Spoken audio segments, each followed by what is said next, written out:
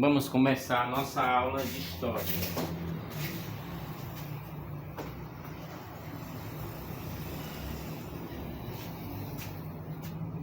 Bem, a nossa aula de história, aula 5 de história. A nossa aula de história começa agora e vai até 12 horas e 50 minutos.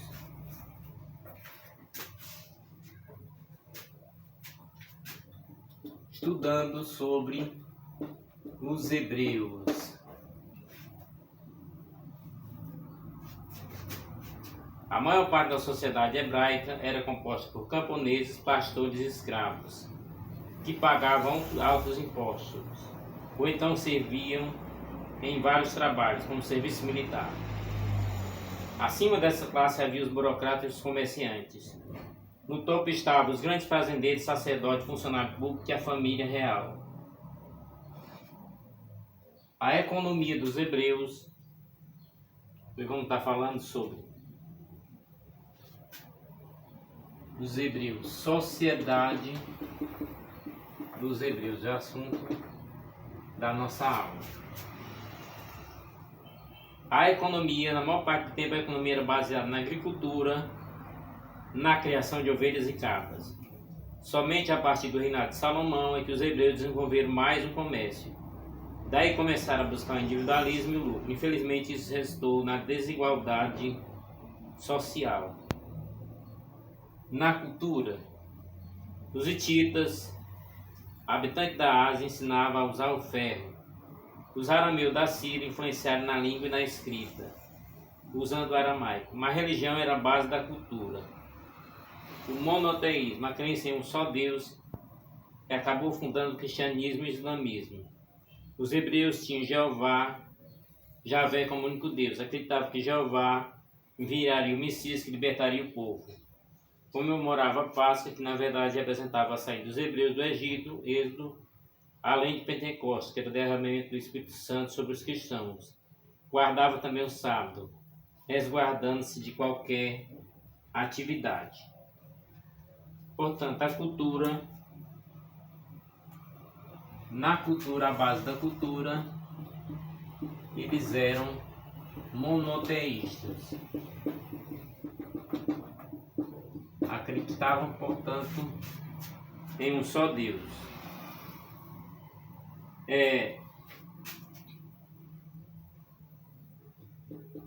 Os livros históricos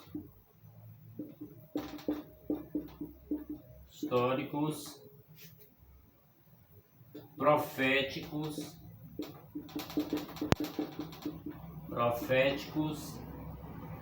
e didáticos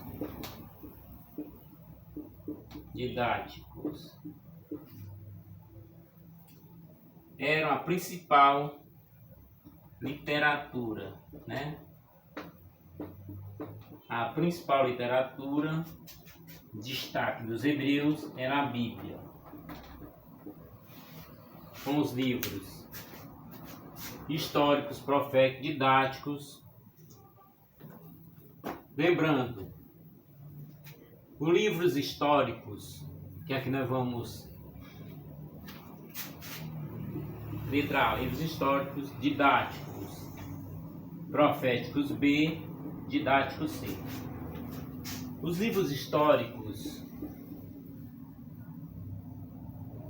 vamos destacar Josué,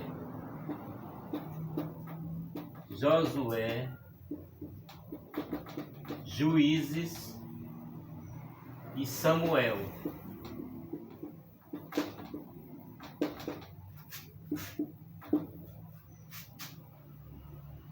E os livros proféticos? Livros proféticos vamos colocar sobre acontecimentos futuros, Isaías,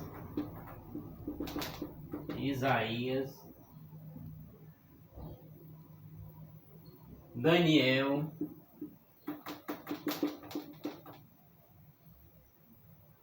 Ezequiel,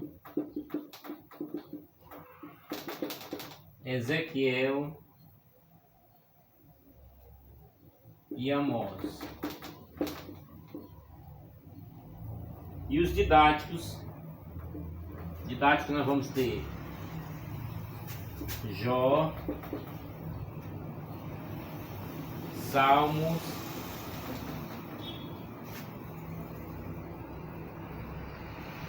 Provérbios,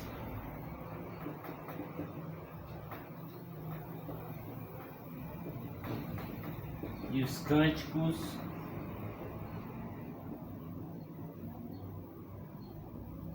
do Salomão. Quer dizer, os cânticos do rei Salomão eram destaques também na literatura dos hebreus. Os hebreus nos influenciaram muito em sentido religioso e literário, mas foram vagarosos no desenvolvimento científico. Na arquitetura destaca-se o templo em Jerusalém, dedicado a Jeová, construído por Salomão. Portanto, os hebreus, muito importante estudarmos sobre os hebreus. E encontramos várias fontes sobre os hebreus na Bíblia. Portanto, a principal fonte da história dos hebreus encontramos na Bíblia.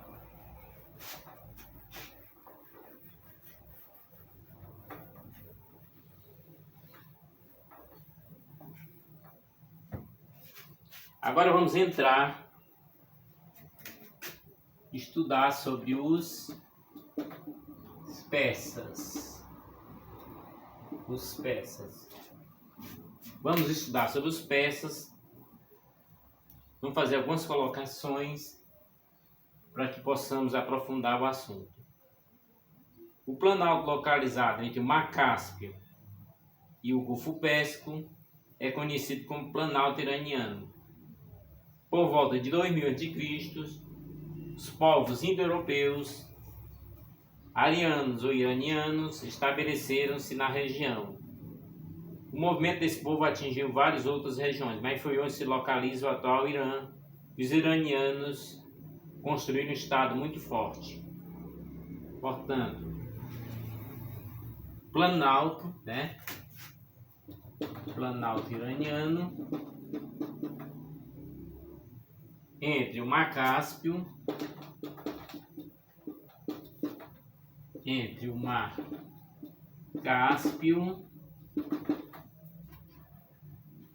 e o Golfo Pérsico.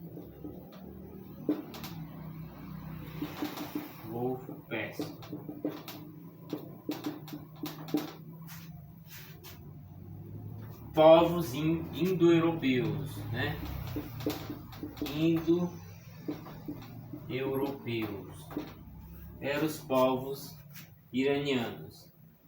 Esse povo tinha duas grandes tribos, os medos e os persas. Medos e persas. Medos e persas formaram os dois reinos independentes do Planalto iraniano. O reino dos persas era governado por uma família com o nome de Aquemênida. Foi rapidamente dominado pelos medos sob a liderança do rei Tiáxares, de 625 a 585 a.C. Esse soberano organizou um poderoso exército de pesada infantaria e ágil cavalaria e derrotou os citas, povo da região do Mar Negro, que ameaçava suas fronteiras. Em seguida fez uma aliança com os neobabilônios e derrotou os assírios em 612 a.C. O sucessor de Tiáxares não tinha as mesmas qualidades de liderança do rei anterior. Essa foi uma das razões para que Ciro, da família de Arquemênides, tomasse o poder em 559 a.C. Portanto, os anos 500 são outros 500 para contar,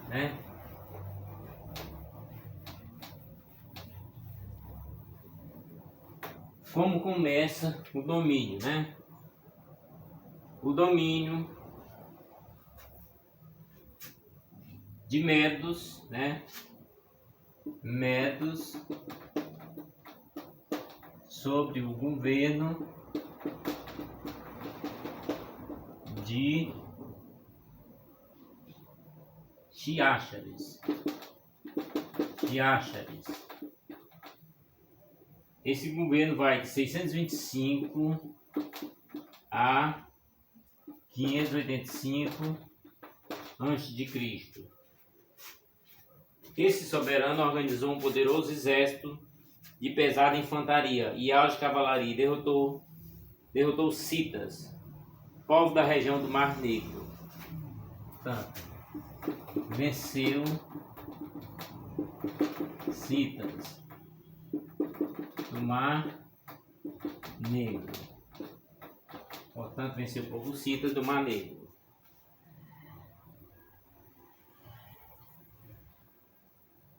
O povo cita ameaçava sua fronteira. Em seguida, fez uma aliança com os neobabilônicos e derrotou os assírios em 612 a.C. Assírios em 612 a.C. Portanto, venceu também os assírios em 612 a.C. Esses apontamentos são muito importantes para o aprofundamento da história. Você vai ver nos destaques e vai aprofundando através da pesquisa ou através de leituras. Importante que isso é o básico para o conhecimento da história dos persas. O sucessor de Xiastras não tinha a mesma qualidade de liderança do rei anterior. Essa foi uma das razões para que Ciro tomasse o poder em 559 a.C. Portanto, Ciro toma o poder, em que ano? 559 a.C. Porque aí nós vamos avançando, avançando no estudo da história, vamos avançando sobre os persas, a formação do Império Persa. A formação do Império Persa. Lembrando que nós começamos a nossa aula de hoje falando sobre os hebreus, exatamente continuando o assunto da aula passada, que foi sobre os hebreus. Ciro inaugurou o chamado Império Persa. Com o aumento da população, houve a necessidade da expansão geográfica, que iniciou-se com a dominação da Lídia. As colônias gregas que existiam na região passaram a fazer parte da área de influência do Império Persa. O exército de Ciro começou então a marchar para a Índia, chegando à margem do Indo, em 539 a.C. Esse exército tomou a Babilônia e os povos que se encontravam sob domínio neobabilônico, que ficaram sob a hegemonia da Pérsia. Foi aí que se deu o fim do lendário cativeiro babilônico dos judeus, pois Ciro permitiu que voltasse a Jerusalém e ajudou na reconstrução do templo em 538 a.C. Portanto, 539,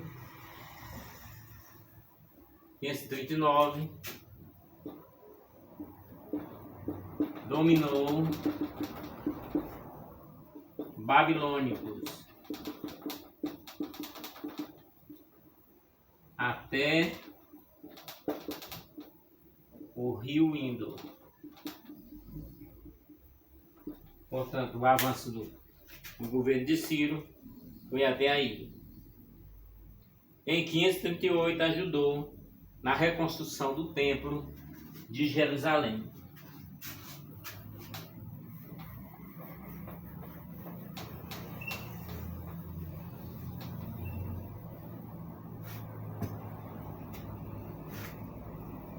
Em 538 a.C.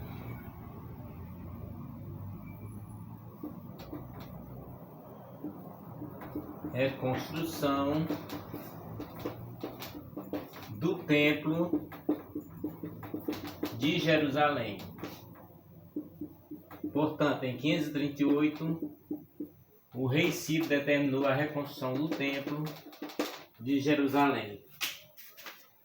Portanto, a história se relacionando um pouco com a religião. Ciro não proibia a crença nativa dos povos conquistados. Concedia alguma autonomia para as classes altas que governavam as regiões dominadas pelos persas, mas exigia em troca homens para seu exército, alimentos e metais preciosos. Ciro morreu em 529 a.C. Cambises, filho e sucessor de Ciro, iniciou a difícil campanha militar contra o Egito.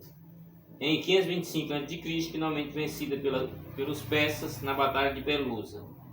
Nessa época, o Império Persa abrangia o Mar Cáspio, o Mar Negro, o Cáucaso, grande parte do Mediterrâneo Oriental, os desertos da África e da Arábia, o Golfo Pérsico e a Índia. Cambises pretendia estender seu domínio até Cartago, mas não conseguiu levar esse plano adiante por causa da violenta luta pelo poder. Então, o filho de Ciro era Cambises, né?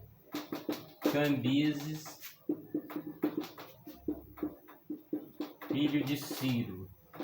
Isso no ano de 539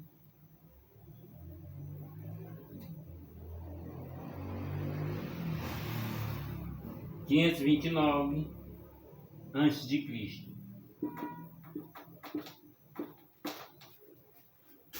529 a.C.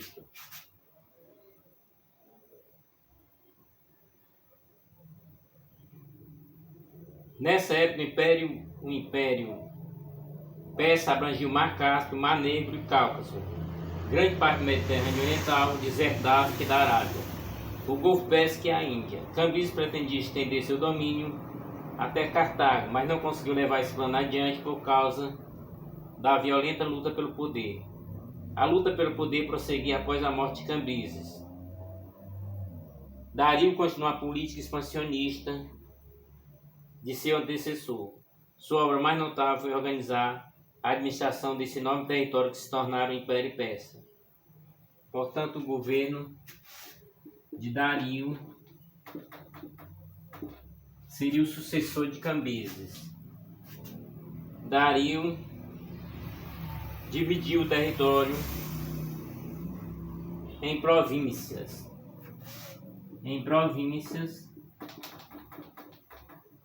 Que seriam satrapias. Então, Dario, para controlar o imenso território, dividiu em províncias que seriam as satrapias. Como é que essas satrapias seriam governadas?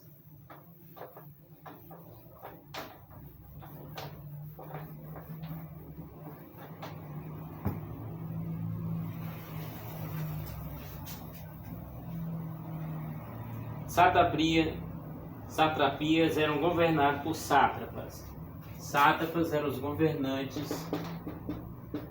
Sátrapas governavam cada uma das províncias que eram chamadas satrapias.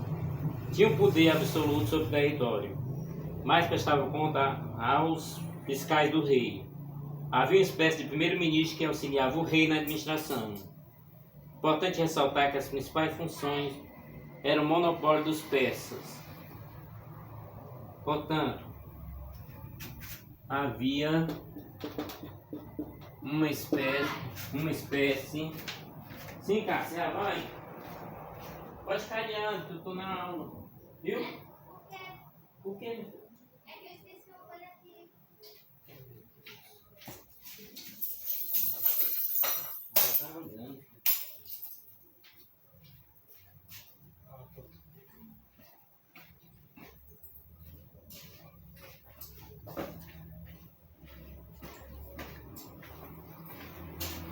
Havia uma espécie de primeiro-ministro,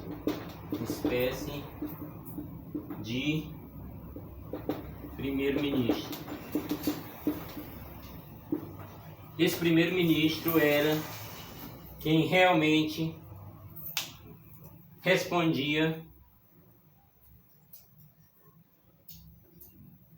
auxiliando o rei na administração. As principais funções eram o monopólio dos persas. Os povos dominados gozavam de autonomia cultural bastante grande mas eram obrigados a pagar impostos. O Egito, a Mesopotâmia, por exemplo, fornecia gado, trigo, ouro, prata e etc. Dario criou um sistema de estrada ligando as mais distantes satrapias ao centro do império. Essas estradas tinham postos de reabastecimento, tropas de cavalos e introduziu a moeda dárico. Portanto, haviam estradas, né? Estradas que ligavam as províncias, postos de troca, onde o pessoal trocava os cavalos, e havia a moeda, o dárico. Portanto, a nossa aula ela é bem conteudista e bem objetiva. São 45 minutos de aula. Vamos ter alguns empecilhos no caminho da aula, mas não podemos perder as aulas que são todos os dias até sábado. Pelo menos uma aula por dia vamos ter que levar até vocês. Dario criou um sistema de estrada ligando as mais distantes satrapias ao centro do império. Como eu falei, essa estrada tinha posto de reabastecimento, tropas de cavalo, introduziu a moeda dárico e facilitou o comércio. Toda essa organização contribuiu para a centralização do poder, que era reforçada pela crença de que o imperador recebia o direito de governar das mãos dos deuses. A riqueza para sustentar esse enorme império era fornecida por camponeses livres, que viviam em comunidades e pagavam impostos ao imperador. Havia também o trabalho escravo, mas a maioria dos trabalhadores não pertencia a essa categoria. Como todo império acaba caindo, né? Então vamos falar sobre a decadência. Lembrando que após essas aulas vamos ter também aulas onde faremos a produção dos textos. A tomada do Estreito de Bósforo e Dardanelos no Mar Negro pelas forças persas prejudicou o intenso comércio grego na região. O clima de tensão entre várias cidades gregas e o Império Persa transformou-se em longa guerra. Em 490 a.C., Dário tentou invadir a Grécia, mas foi derrotado pelos gregos na Batalha de Maratona. Dario morreu e o poder passou às mãos de seu filho Xerxes, que continuou a luta contra a Grécia, sendo derrotado em 480 a 479 a.C. na Batalha de Salamina e Plateia. Portanto, 490 a.C. começa a decadência. 490 a.C. começa a decadência quando Dário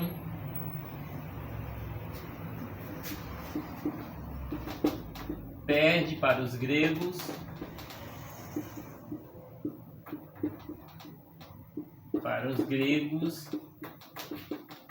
na Batalha de Maratona.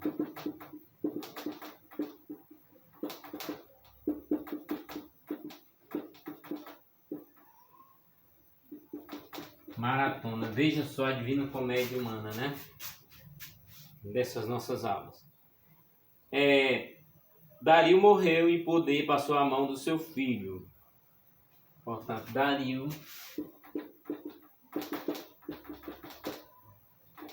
morreu. Então, como Dario morreu, o poder passou para a mão do seu filho.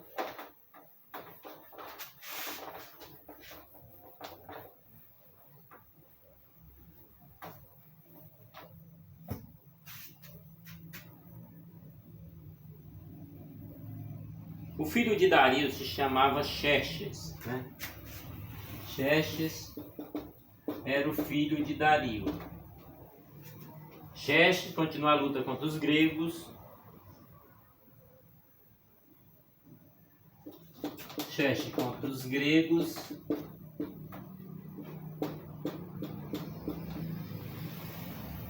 dos gregos. Em 480, 479 antes de Cristo. As batalhas de Salamina, nas batalhas de Salamina e Plateia.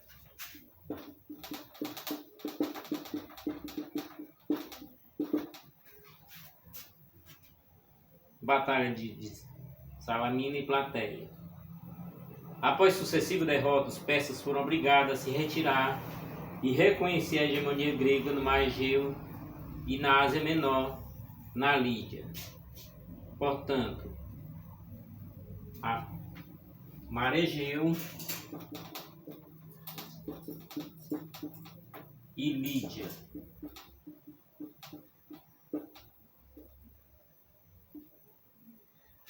Portanto, o Mar Egeu e Lídia passou a ter o domínio dos gregos e por isso os persas tiveram que se retirar dessa região.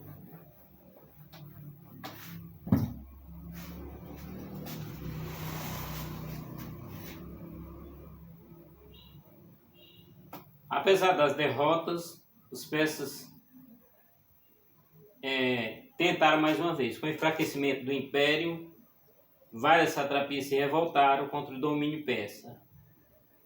Internamente, a luta pelo poder tornou-se mais violenta. Entretanto, durante a Guerra do Peloponeso, entre Atenas e Esparta, os persas tomaram novamente a Ásia Menor. Quer dizer, na Guerra do Peloponeso,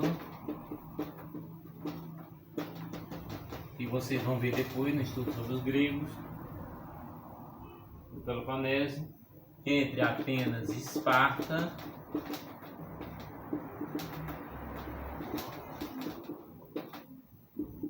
os persas tomaram a Ásia Menor.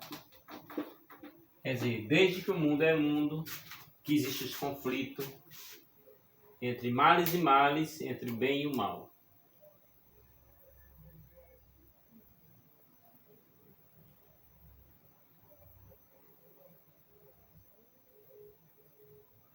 Com o assassinato de Dario III, um dos últimos sucessores do Império, Alexandre Magno dominou toda a Pérsia e suas satrapias e anexou ao Império Greco-Macedônico. Portanto, Dario III, Dario III morto. Vamos falar de personagem de história.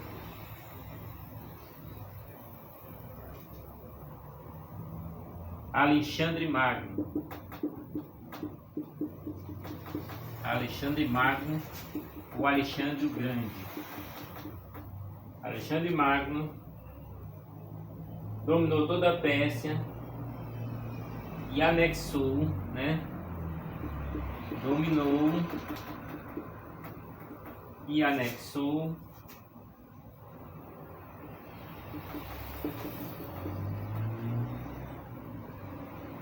o Império Grego Macedônico.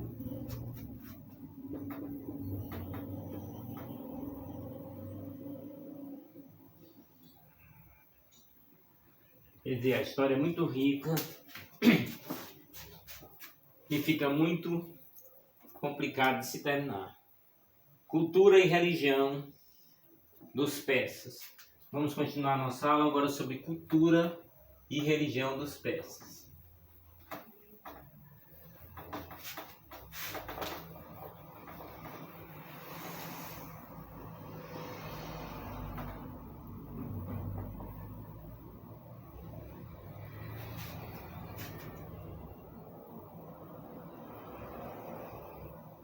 Pelo fato de terem dominado diferentes civilizações, os persas sofreram influência dos povos subjugados. Seus palácios e monumentos lembram quase sempre as obras de assírios e babilônicos. Sua escrita era derivada de cuneiforme mesopotâmico. Executaram grandes obras de engenharia como o canal que ligava o Mar Vermelho ao Mar Mediterrâneo, o atual Canal de Suez.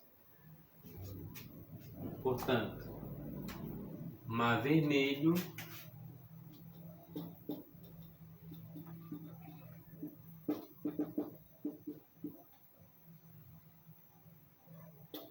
ao Mediterrâneo.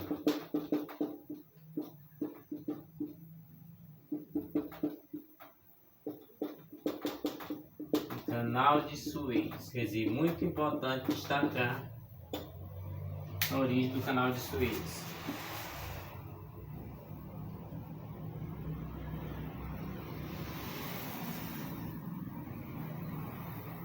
Na religião, o destaque é para Zaratustra, mais conhecido na versão grega no nome de Zoroastro. Foi um profeta nascido na Pérsia, atual Irã, provavelmente em meados do século VII a.C. Ele foi o fundador do Mazdeísmo ou Zoroastrismo. Na doutrina dos Zoroastrismos, antes de mundo existir, reinavam dois espíritos, o princípio antagônicos.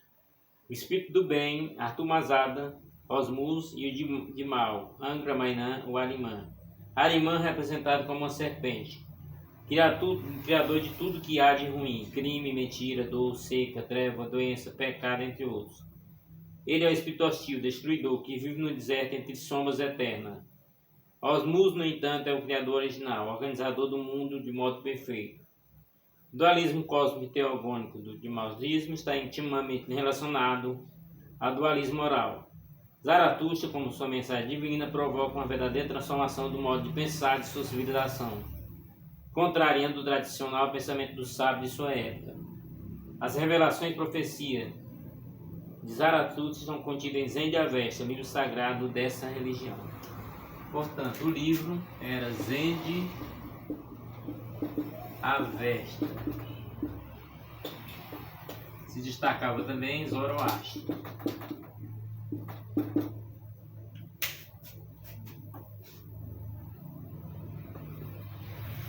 O zoroastrismo é uma das religiões mais antigas e de mais longa duração da humanidade. Seu monoteísmo influenciou as doutrinas judaica, cristã e islâmica.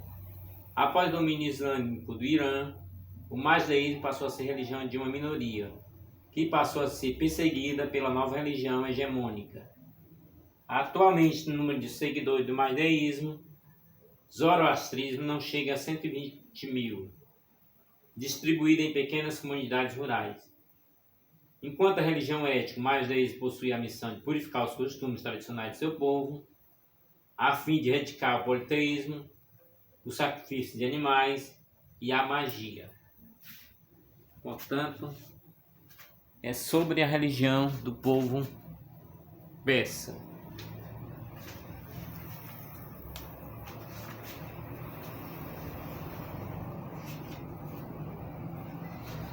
Portanto, a gente vamos continuar, né? Vamos começar com o assunto de Fenícia.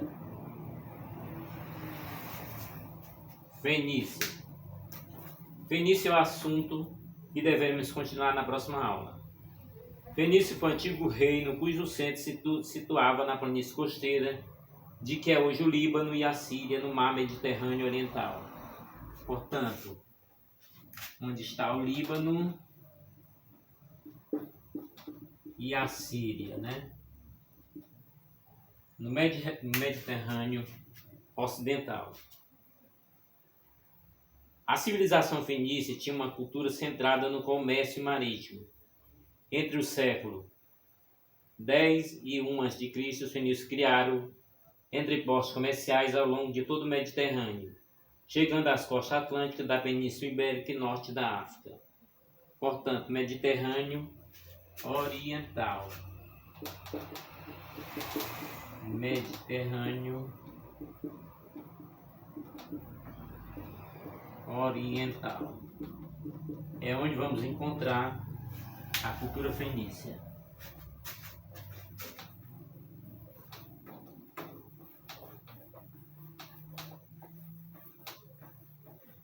Mesmo com alguma interrupção da aula, estamos contando também para o nosso tempo de aula, né? Uma aula bem objetiva de 45 minutos.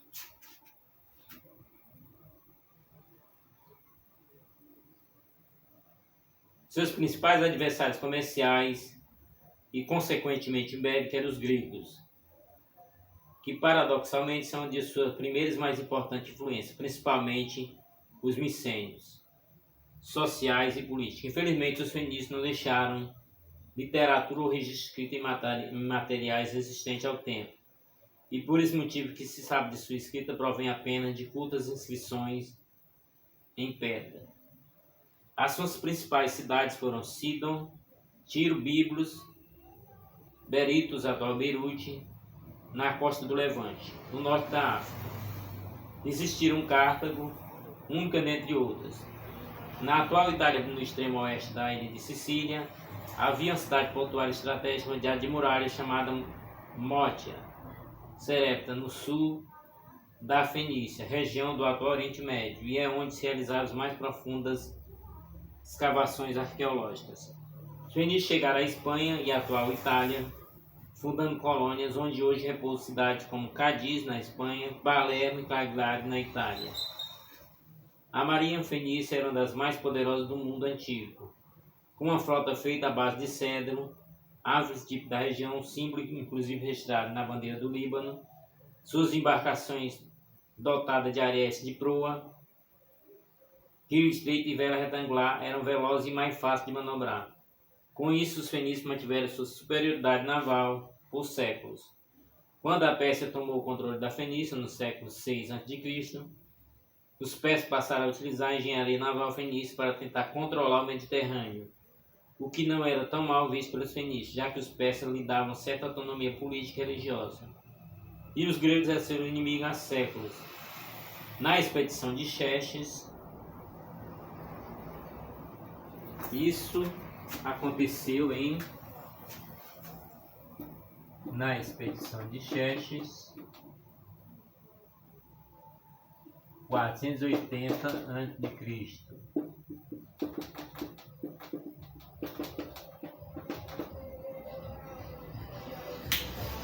Pronto. Na expedição de Xerxes, havia 3 dos mais renomados almirantes fenícios em sua frota. Em certa feita, durante o rei persa Cambises II da Pérsia, os persas contavam com o apoio naval dos fenícios para conquistar o norte da África. Mas os navios retrocederam após um ataque ao Egito, pois conquistavam nos planos dos persas um ataque à colônia fenícia de Cartago. Após o século V a.C., quando a Fenícia foi ocupada pelos macedônios de Alexandre o Grande, a Fenícia deixou de existir como unidade política e seu território original deixou de ser governado pelos fenícios. Vale lembrar que Alexandre tem fortes raízes na Grécia, inimigo dos fenícios. No entanto, suas colônias ao longo da costa mediterrânea, como Cartago na Tunísia, Gade na Espanha, Panurro na Sicília e Trígide, atual Tanger, no Marrocos, continuaram a prosperar como importante porto e entrepostos comerciais, especialmente aquela primeira cidade que se tornaria centro da civilização fenícia. A influência fenícia declinou após a derrota nas guerras púnicas. Portanto, 5 a.C., Alexandre domina a Fenícia. Já que na aula passada falamos sobre Alexandre, vamos anotar esse ponto aqui. A influência fenícia declinou após as derrotas nas guerras púnicas contra o Império Romano no século II a.C. Portanto, guerras púnicas contra Roma no século II a.C. Portanto, a influência fenícia declinou após a derrota na Guerra Púnica contra o Império Romano no século II a.C.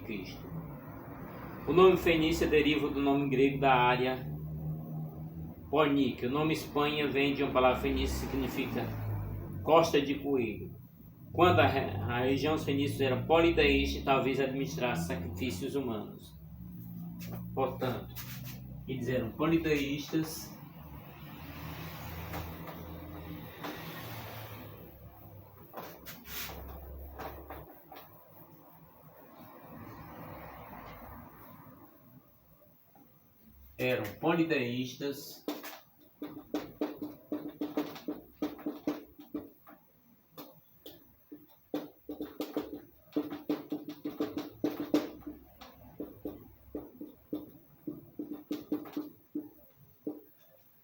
Bem, eles eram politeístas e talvez admitisse sacrifícios humanos. Na Bíblia, o rei Irã I de Tiro é mencionado como tendo cooperado com o rei Salomão na organização de uma expedição ao Mar Vermelho na construção do Templo de Salomão. Esse templo foi construído de acordo com o desenho fenício e as suas inscrições são consideradas como a melhor descrição existente que temos do que terá sido um templo fenício. Os fenícios da Síria também eram chamados Ciro-fenícios.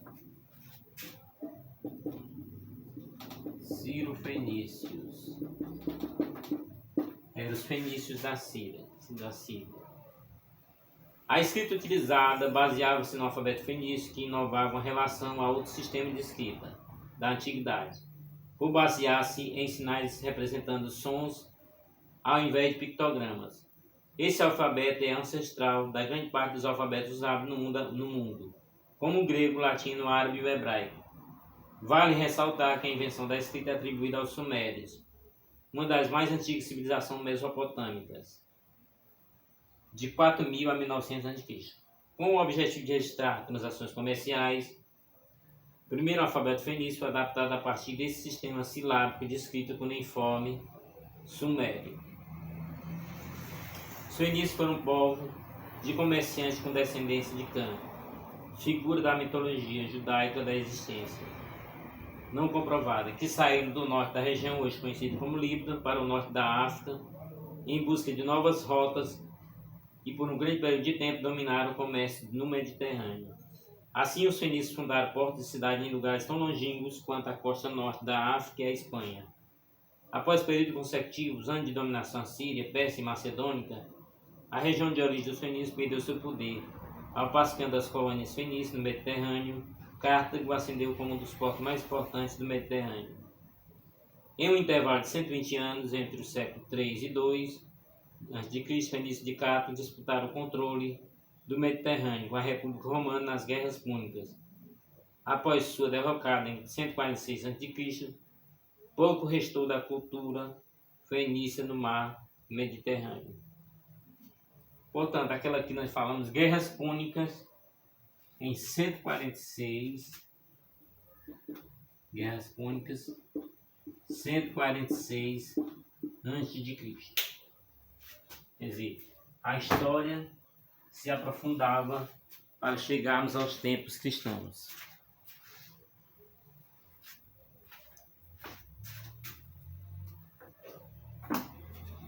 Portanto, nas nossas próximas aulas, vamos estar aprofundando mais sobre a história. Já que na próxima aula vamos continuar sobre cultura e religião dos fenícios. Também sobre a arte fenícia, também sobre Creta, para continuarmos a história até chegarmos à Grécia Antiga. Portanto, não deixe de ver as aulas, que são muito importantes para incentivo, para que você possa estudar para os concursos e para o Enem. São pequenos detalhes que devem ser aprofundados, devem ser aprofundados na história em cada aula de 45 minutos. Quer dizer, você assiste o vídeo de 45 minutos e ainda pode dar um visto no livro de história para ir complementando alguma coisa que falte. é o seu exercício preparatório para os concursos. Ver os vídeos e depois conferir alguma coisa que está certa e corrigindo lá no papelzinho. Assim você terá todo êxito nas suas provas. Essa aula de hoje foi muito corrida. Na nossa próxima aula amanhã vamos ter uma coisa mais concreta. Até a nossa próxima aula. Tenham todos uma brilhante semana. Até o nosso próximo vídeo.